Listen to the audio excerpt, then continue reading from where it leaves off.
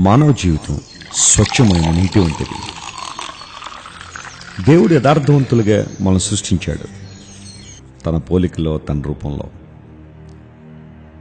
ప్రతిరోజు మన నిర్మలమైన జీవితాల్లోనికి, శ్రేష్టమైన మన హృదయాల్లోనికి చాలా వాటిని స్వీకరిస్తూ ఉంటాం, ఎన్నింటినో కలుపుతూ ఉంటాం. కోపం, అసూయ, గర్వం, ద్వేషం, పాప సంబంధమైన ఆలోచనలు, దేవునికి విరోధమైన తలంపులు, ఎన్నింటినో మన జీవితాల్లోనికి ఆహ్వానిస్తుంటాం.